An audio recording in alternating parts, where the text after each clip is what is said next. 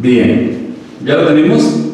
Libro de Daniel, capítulo 3, versículo 13. Vamos a darle observación al texto, la palabra del Señor. Entonces Nabucodonosor dijo con ira y con enojo que trajesen a Sadrach, Mesach y Abed-nego. Al instante fueron traídos estos varones delante del rey.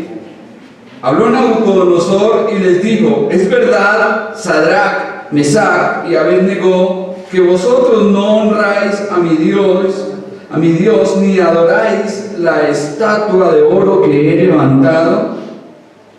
Ahora pues, estáis dispuestos para que al oír el son de la bocina, de la flauta, del tamboril, del arpa, del salterio, de la zampoña y de todo instrumento de música, os postréis y adoréis la estatua que he hecho.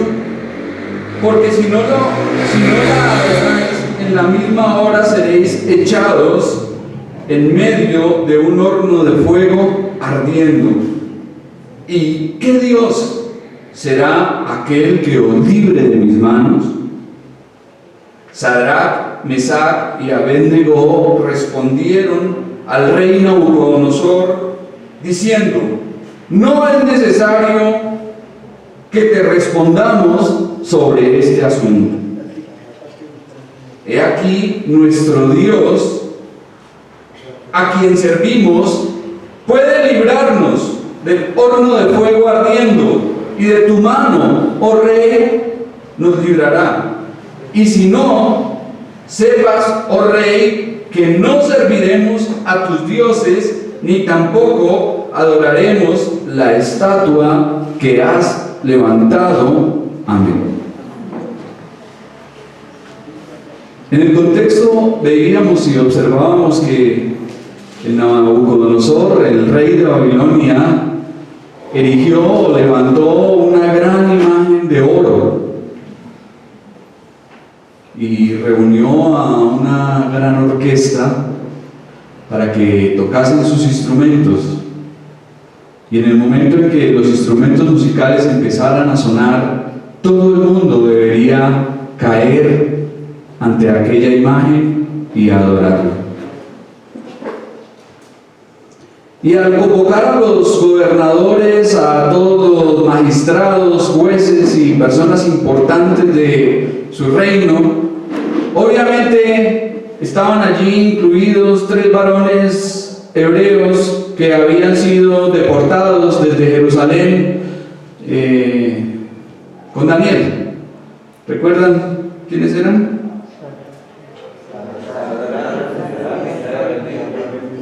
Correcto. Y veíamos el domingo anterior que contra estos varones hubo una acusación de unos caldeos. Fueron ante el rey y le dijeron: hay 3 varones judíos que no te honran, que no te respetan, que no te obedecen, no quieren postrarse ante la imagen que tú has levantado, ni tampoco adorarla. Y luego de esa acusación maliciosa establecida, el rey Nabucodonosor se encolerizó, se llenó de rabia y enfado. Ordenó de inmediato que los varones hebreos fuesen llevados a comparecer ante él. Ahora había que enfrentar a un rey indignado, irritado y con el furor a tope. Imagínense, ¿qué sentirían en ese momento Sadrach, Mesach y Abed-nego sabiendo que habían sido acusados y que tenían que comparecer ante el mismo rey? ¿Cómo se sentirían?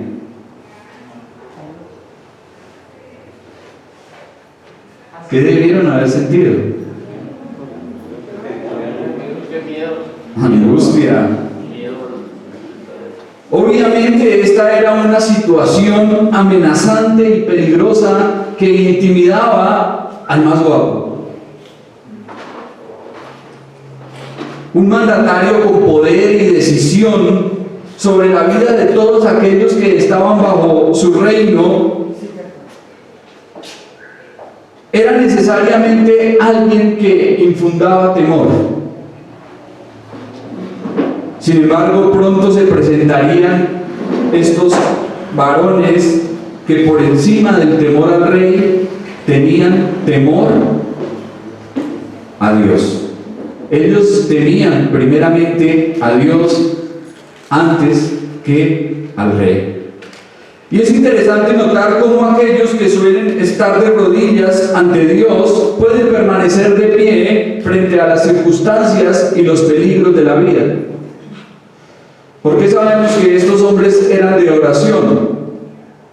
¿Por qué sabemos que Sadrac, Mesac y Abednego eran varones que oraban? Ya lo habían hecho en el contexto. Recuerdan que cuando Daniel necesitó de su ayuda, él les pidió a ellos que por favor le acompañasen en oración. Entonces sabemos que eran hombres de oración. Y una persona de oración es alguien que puede estar de pie y encarar cualquier situación que se le presente en la vida con confianza en Dios. Solo Dios proporciona a los suyos la paz que el mundo no entiende. Solo Dios puede dar a sus siervos ese valor que necesitan para enfrentar las circunstancias más difíciles de la vida. 3 judíos temían más al Rey del cielo que al Rey de la tierra. Imagen 1. Ahí está. Sadrac, Mesac y Abednego. La gran imagen de oro. O no sé si es Misael, Ananías y Azarías. Bueno, lo cierto es que ahí están los 3.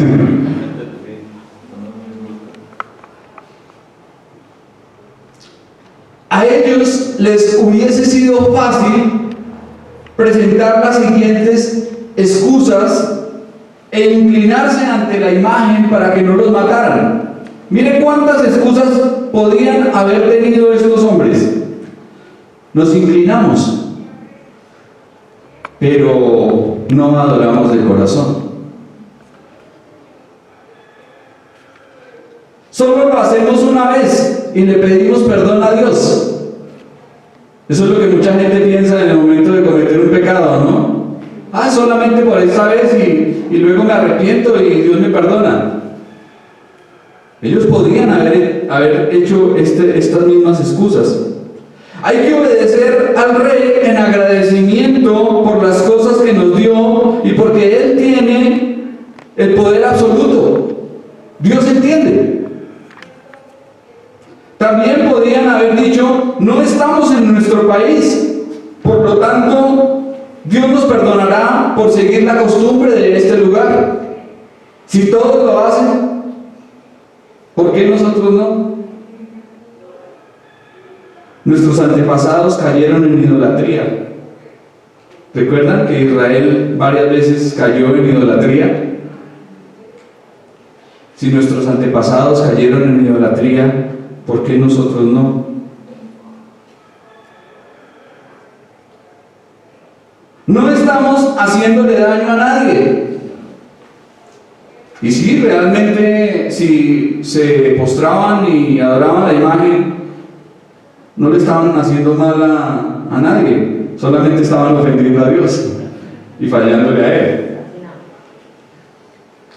Si nos matan y otros ocupan nuestro lugar, ¿quién va a ayudar a nuestra gente en el destierro?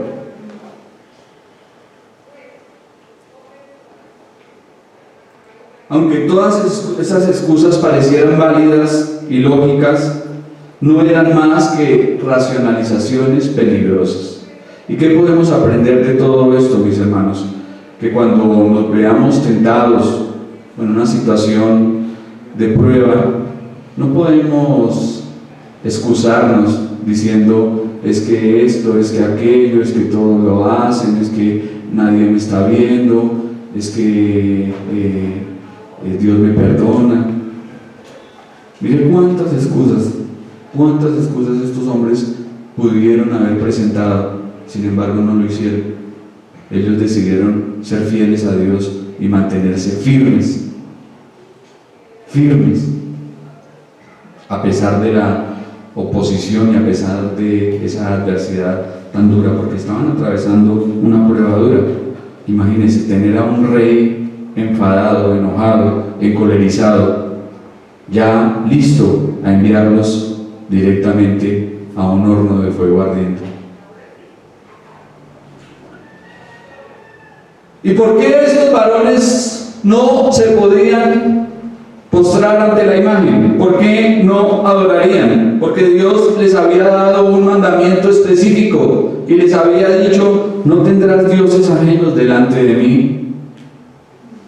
No tendrás dioses ajenos delante de mí. Postrarse ante esa imagen era tener otros dioses, era decirle no a Dios, era traicionarle, desobedecerle, fallarle. Además, hubiese manchado para siempre el testimonio de aquellos varones. Si ellos hubiesen caído rendidos ante la imagen como lo hicieron los demás, seguramente nunca más podían haber dicho nuevamente que el Dios de Israel era un Dios supremo que estaba por encima de todos los dioses paganos de Babilonia. Así como Dios reveló a Daniel años antes el sueño y la interpretación de Nabucodonosor, ahora implanta en el corazón de estos tres hombres la decisión firme de serle fieles. Y luego veremos que Él mismo entra con ellos al fuego. Dios va con ellos al fuego. No solamente para honrar su fe, sino también para manifestar ante todos los mandatarios reunidos su poder sobre los ponderados dioses paganos de Babilonia. Dios, al honrar la fe de estos tres varones, estaba demostrando que Él reina y que Él está por encima de todos los dioses con minúscula. Amén. Versículo 14 y 15. Habló Nabucodonosor y les dijo: es verdad, Sadrach, Mesach y Abednego, que vosotros no honráis a mi Dios, ni adoráis la estatua de oro que he levantado. Ahora pues, ¿estáis dispuestos para que al oír el son de la bocina, de la flauta, del tamboril, del arpa, del salterio, de la zampoña y de todo instrumento de música, os postréis y adoréis la estatua que he hecho? Pues si no la adoráis, en la misma hora seréis echados en medio de un horno de fuego ardiendo. ¿Y qué Dios será aquel que os libre de mis manos? El interrogatorio por parte del rey inicia diciendo: es verdad, como si el monarca dudara de la acusación, pero no es eso lo que indica la palabra en el idioma original. Da la idea más bien de que él quería saber si lo que ellos habían hecho, lo habían hecho de una forma deliberada, espontánea, premeditada. Entonces lo que él les está preguntando en este momento es dígame, ¿es cierto, Sadrach, Mesach y Abednego, que ustedes deliberadamente y a propósito no quieren obedecer ni arrodillarse ante la imagen que he levantado? Ahora sí, el momento de la prueba había llegado. Ahí estaba Nabucodonosor enfadado frente a frente con estos tres varones. Así que, dispuesto a conceder a los tres judíos otra oportunidad de rendirse en adoración ante la imagen, les pregunta: ¿están dispuestos a hacerlo? ¿Van a adorar la imagen? Si no lo hacen, el único destino será el ser arrojados dentro de un horno de fuego ardiendo. Imagínenlo.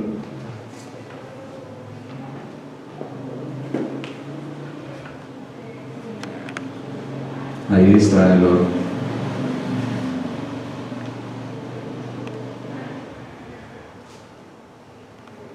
Y note la forma como Nabucodonosor termina preguntándole a ellos: ¿y qué Dios será aquel que os libre de mis manos? Qué fácil había olvidado lo que Dios había hecho al finalizar el capítulo 2, porque el Dios de los hebreos había sido honrado al finalizar el capítulo 2, y qué fácil este rey olvidó todo esto. Sería ese mismo Dios quien estaría dispuesto a librar a sus siervos de la muerte e incluso a entrar con ellos en medio de las llamas. No solamente Dios les va a librar de la muerte, sino que va a estar ahí, en ese horno de fuego, acompañándoles. Y veremos más adelante en el contexto que ni siquiera sus ropas se quemaron, que ni siquiera olor a humo tenían. Cuando usted hace un asado, ¿han hecho alguna vez algún asado? ¿Los han invitado a algún asado? Por ahí, una carnecita asada, ¿sí? ¿Sí? ¿Tal vez? Ese olor a leña y ese olor a humo y a quemado se le impregna a uno en la ropa cuando uno está en un asado. Siempre el olor se queda impregnado en la ropa. Pero veremos en el contexto que a Sadrach, Mesach y Abednego ni siquiera el olor les tocó, ni siquiera olían a humo en medio de ese gran horno de fuego ardiendo.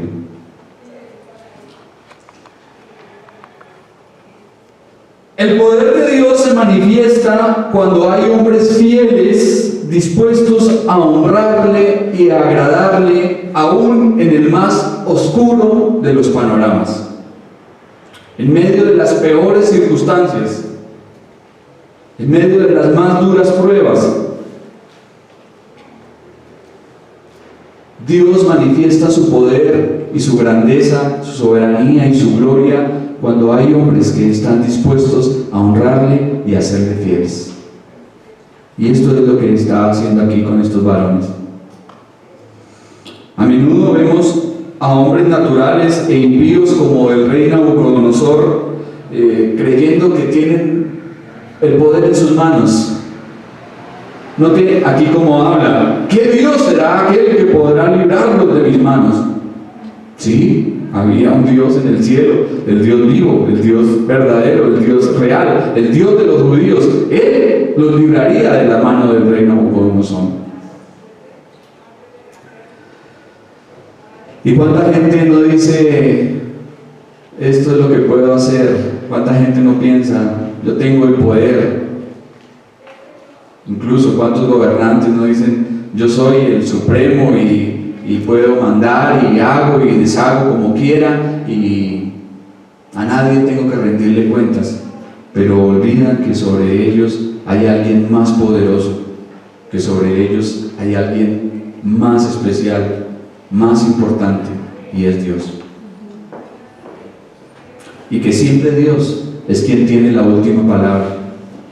Los hombres pueden pensar en hacer muchas cosas, los hombres pueden planear, querer muchas cosas, pero finalmente Dios es el que tiene la última palabra.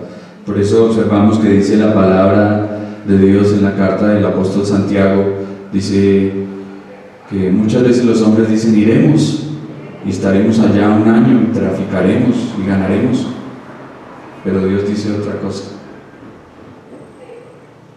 Entonces no debemos decir: esto es lo que voy a hacer, ni esto es lo que quiero, ni esto es lo que puedo, sino es Dios quien lo hace, es Dios para su gloria. Mientras los necios confían en lo que pueden hacer con sus manos, los hombres de fe confían en lo que Dios va a hacer. Y esa es la diferencia entre los que temen a Dios y los que no. El hombre sin Dios dice: voy a hacer esto es lo que puedo hacer con mi trabajo, con el esfuerzo, con la lucha, esto es lo que voy a hacer. Mientras que el creyente, el hombre de fe, siempre será alguien que confía y espera en Dios. Nabucodonosor afirmaba que la liberación del horno de fuego era algo que ningún Dios podía lograr, mas pronto tendría una demostración del poder del Dios verdadero a quien él menospreciaba. Pronto Dios le iba a demostrar que había un Dios vivo y verdadero y que él estaba dispuesto a librar a los suyos de la muerte y de ese horno de fuego. Versículo 16. Sadrach, Mesach y Abed-Nego respondieron al rey Nabucodonosor diciendo: no es necesario que te respondamos sobre este asunto.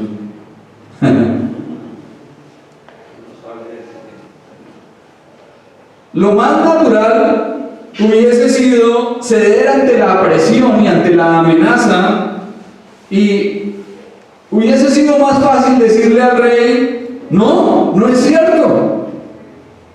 Nosotros no hemos dejado de honrar esa estatua que tú has levantado.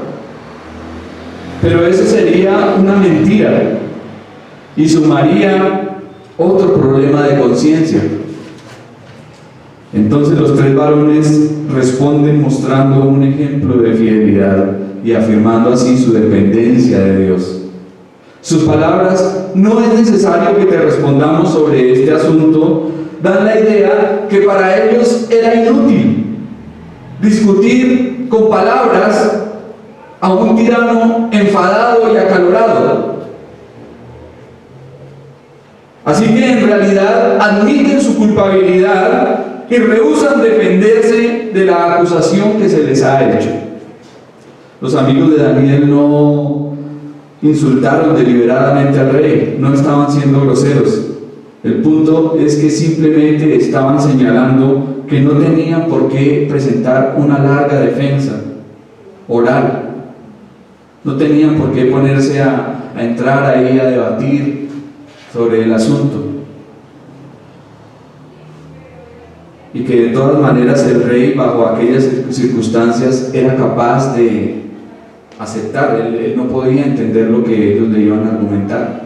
Entonces prefirieron quedarse callados y decir: no es necesario que te respondamos sobre este asunto. Y es una valiosa y hermosa enseñanza la que nos deja este pasaje. En medio de situaciones adversas y comprometedoras, en medio de situaciones de peligro, y en vez de ponerse a hablar demasiado, a presentar excusas y hacer defensa de uno mismo, lo mejor es ser breves, concisos y verdaderos, teniendo la mirada y la confianza puesta en Dios. La naturaleza de los hombres siempre es dada a argumentar y a caer en ese juego de palabras. Si a ustedes le dicen algo en su contra, ¿qué es lo más natural que hacen? Defenderse. No, pero espere, no, pero escúcheme. Pero veamos que estos hombres no hacen eso. Ellos no le dicen: no, espera, rey, un momento, vamos a explicarte esto de una manera adecuada. Nuestro Dios nos dice en su palabra, la ley de Moisés nos dice que no debemos adorar imágenes, que no debemos tener dioses ajenos delante de Él. Entiende pues Nabucodonosor que no podemos hacerlo. hubieran podido presentar argumentos y defensa, sin embargo no lo hicieron. Mire lo que le responden: no es necesario que te respondamos sobre este asunto. Las acusaciones son válidas, efectivamente, lo que dicen de nosotros es cierto, y no vamos a adorar la imagen, punto.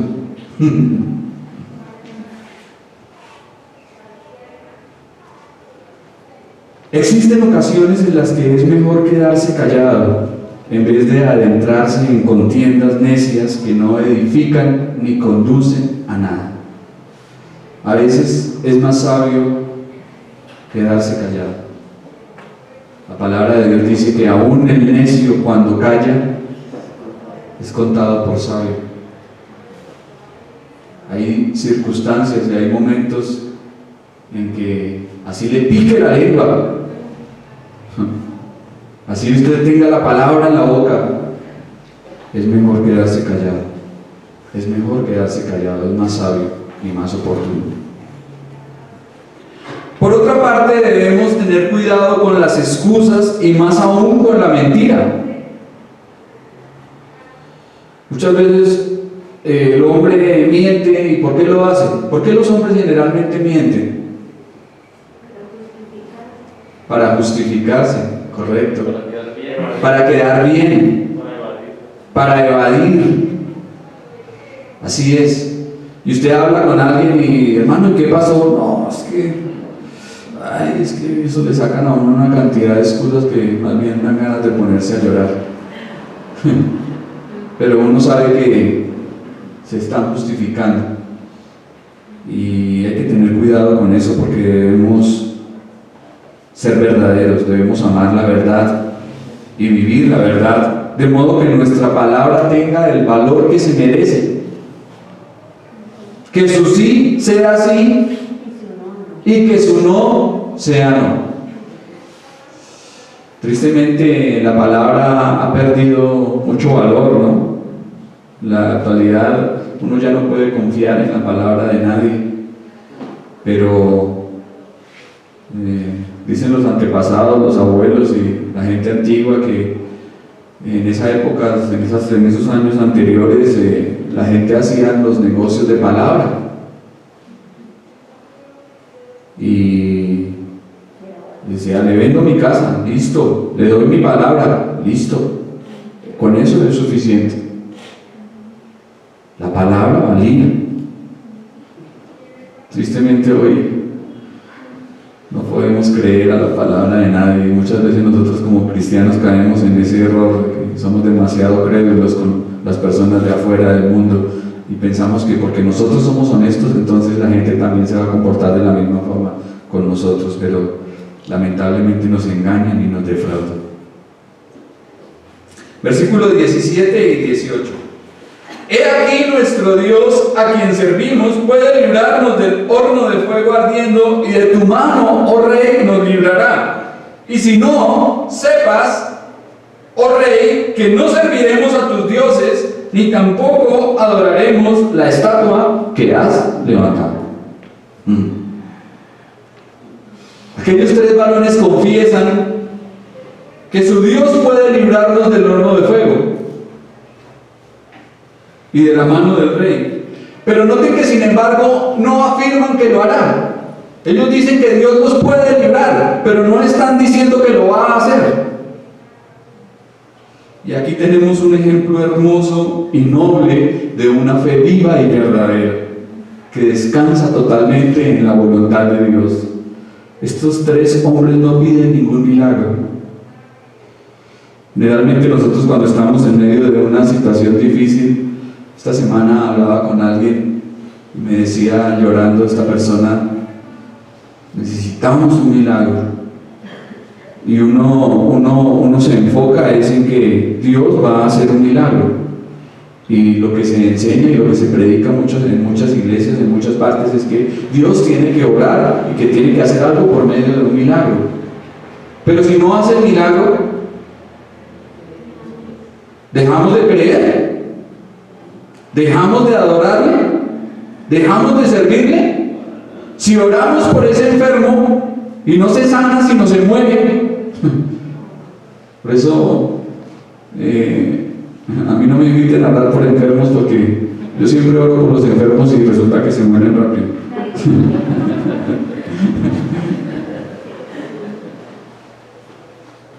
Pero ¿acaso esa no es la voluntad de Dios? Si pedimos la voluntad de Dios y Dios hace su voluntad, entonces ¿no deberíamos también estar agradecidos? ¿Estar gozosos? ¿Por qué siempre esperamos a que tenga que ocurrir un milagro? ¿Es que acaso si Dios no obra un milagro no podemos continuar creyendo? La fe de estos hombres aquí es esa fe que dice, aunque Él me matare, en Él esperaré. Job capítulo 3. Qué fe, ¿no? ¿Estaría usted dispuesto a decir estas mismas palabras? ¿Estaría usted dispuesto a confesar lo mismo? Aunque Dios me matare, en Él esperaré. Su confianza no dependía de lo que les pudiese ocurrir, y aunque fueron presionados para negar a Dios, permanecieron fieles sin importar el precio. No dudaban de la capacidad de Dios y de su poder para librarles. Sabemos que tenemos un Dios grande, sabemos que tenemos un Dios poderoso, un Dios soberano que puede hacer lo que Él quiera y con quien quiera, como a Él le plazca. Si Dios tiene el poder para librarnos, y si lo hace, gloria a Dios. Pero si nos deja morir en el horno de fuego, también gloria a Dios. No vamos a inclinarnos ante la imagen que ha levantado gran rey Nabucodonosor. No todas las veces es la voluntad de Dios librar a los suyos de los padecimientos físicos o de la muerte. Mire que el piadoso profeta Urías no fue salvado de la espada de Joacim, aunque Jeremías sí. Dios libró de la espada de Joacim a el profeta Jeremías, mas no lo hizo así con Urías. El apóstol Jacobo no fue salvado de la espada de Herodes, aunque Pedro sí fue rescatado milagrosamente. Mientras que algunos fueron librados de la mano de sus enemigos milagrosa y providencialmente, en tanto otros fueron atormentados y experimentaron, como lo veremos en Hebreos capítulo 11, vituperios, azotes, cárceles, fueron apedreados, aserrados, puestos a prueba y muertos a filo de espada. Dios libró a unos y a otros no. Permitió que gustasen del martirio. No les libró de la muerte. Y por eso ahí en Hebreos vemos esa lista, que muchos grandes héroes de fe, grandes hombres de Dios, varones de Dios, fueron apedreados, aserrados, puestos a prueba y muertos a filo de espada. Si mantenemos todo esto en nuestra mente, el heroísmo y la fe de estos hombres se destacan con un brillo casi sin igual. Ellos están dispuestos a todo y no se van a rendir y no van a ceder. Y así nos metan en el horno de fuego, no vamos a inclinarnos ante esa imagen, no lo vamos a hacer. ¿Qué ocurriría si Dios rescatara a todos los que creen? Si Dios los librara de la muerte y de las pruebas.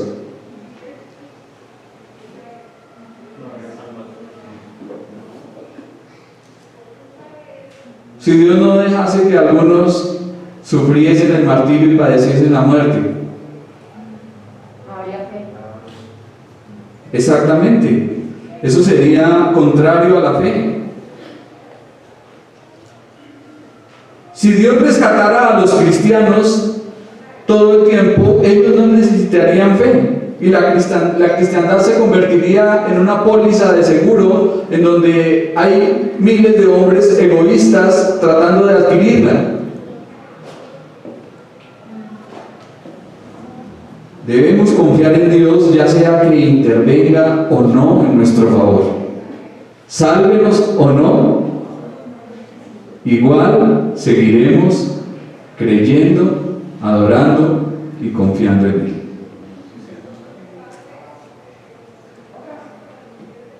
Creer en su voluntad es lo mejor para nosotros. Sálvenos o no de la muerte, nuestra recompensa eterna es mayor que cualquier sufrimiento que se pueda experimentar en esta vida. Por eso nuestra confianza no debe estar puesta en el hombre, ni tampoco en las circunstancias.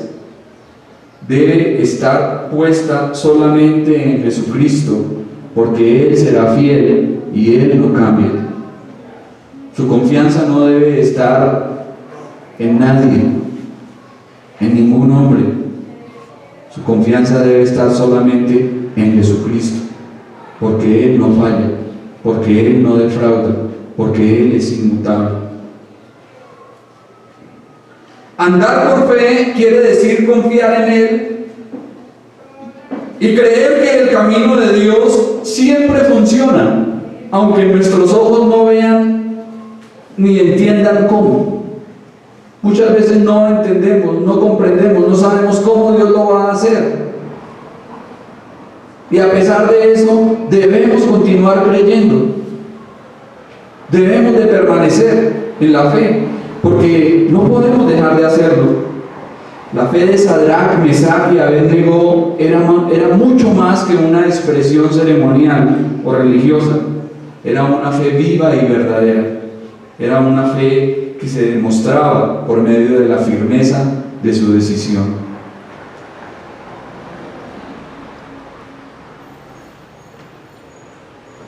Su convicción de hacer lo correcto fue tan clara que no necesitaban otra señal de parte de Dios. Muchas veces, cuando nosotros no queremos obedecer a Dios ni hacer su voluntad, entonces oramos y le decimos al Señor: ay Señor, dame otra señal, mándame otra señal, Señor. Si estás de acuerdo que hoy salga el sol, ¿qué tal esas señales?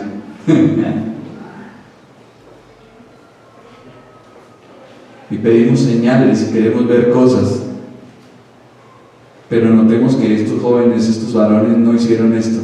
Estos hombres se mantuvieron firmes: no lo vamos a hacer y no lo vamos a hacer. Sin condiciones, sin fanatismo, sin jactancia, sin esperar ver un milagro, y con mucha resolución ellos actuaron. Sin arrogancia respondieron con la respuesta de los mártires: no lo vamos a hacer. Y si nos vas a enviar al horno de fuego, estamos dispuestos a ir allá. La obediencia a Dios nunca debe condicionarse por las circunstancias. Nunca debemos decir: Señor, te obedezco, pero si esto, o te voy a ser fiel, pero a cambio de esto, o si pasa esto, entonces te voy a agradar. No. La obediencia a Dios debe ser siempre íntegra, debe ser siempre constante, debe manifestarse. Esa fe debe actuar por medio de las obras. Si usted ha creído en el Señor, usted debe demostrar que lo ha hecho, porque dice el apóstol que la fe sin obras, ¿cómo es? Muerta. Entonces, aquellos que viven como se les antoja, perdónenme la expresión, aquellos que viven como quieren y como se les da la gana, y se justifican dando excusas y pretextos y diciendo: ay Señor, es que yo soy así, ay, es que fue un momento de debilidad, ay, es que tú me entiendes. ¿Será que han conocido verdaderamente a Dios? ¿Será que realmente son hijos de Dios que han creído y que tienen fe? Dice la palabra: sabemos que todo aquel que ha nacido de Dios, ¿qué hace? No practica el pecado. Miro por allá atrás. No practica el pecado. ¿Pecamos? Sí.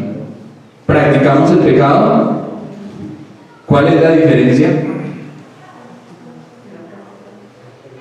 ¿Cuál es la diferencia?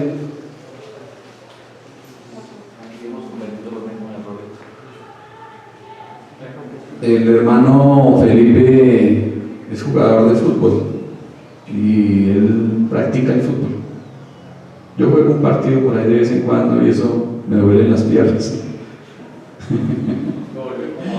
Al otro día amanezco con los huesos que me paquean por todas partes. ¿Sí? porque no lo practico. Esa es la diferencia. El que practica el pecado es alguien que lo hace de una manera... No estoy diciendo que Felipe Pulgar solo practica el pecado. Pero el que practica es alguien que lo hace de una manera constante, de una manera abierta, deliberada. Consciente. ¿Sí? Que lo hace porque sí, no le importa. El que peca es alguien que, obviamente, siendo un hijo de Dios, se duele, se entristece. Es alguien que se siente, que sabe que le ha fallado a Dios, que busca arrepentimiento, confesión de pecado. Pecamos, sí, claro que sí, constantemente pecamos y le fallamos a Dios, pero la diferencia es que vamos y nos arrepentimos y lo confesamos y nos apartamos de Él. Mientras que el que practica el pecado no lo hace. Que nuestro Dios y Señor permita por su gracia tener el testimonio, la decisión, el coraje, la fortaleza, el carácter, la valentía, la fidelidad, la perseverancia, la comunión y convicción de Sadrac, Mesac y Abednego. Que el Señor nos permita a nosotros vivir como ellos, agradarle en todo, serles fieles. Asegurémonos de salir aprobados en el momento de la prueba. Que cuando venga la prueba a su vida, mi hermano, usted pueda salir como estos varones. Imagen 1.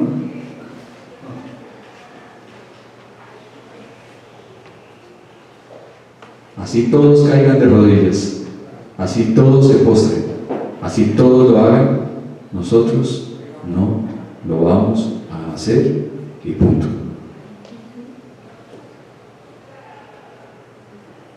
Cueste lo que cueste, agradar a Dios es más importante y primordial que agradar a los hombres. Y un verdadero creyente nunca se convertirá en un incrédulo. Alguien que ha creído será alguien que dará evidencias de esa fe. Amén. Bien, vamos a orar. Padre, te damos gracias, Señor, por esta tu palabra. Gracias por todo lo que podemos aprender de ella. Te rogamos, Señor, que no sea solamente para informarnos y para que seamos conocedores de la Biblia, porque no se trata de eso, Señor, sino que tu enseñanza llegue a nuestras vidas, a nuestros corazones y nos transforme, Señor, y nos haga lo que tú quieres, y que andemos y vivamos, Señor, como es digno de ti, para la gloria y honra de tu santo nombre. Te damos gracias, Señor, por todo en esta mañana, en el nombre de Jesús.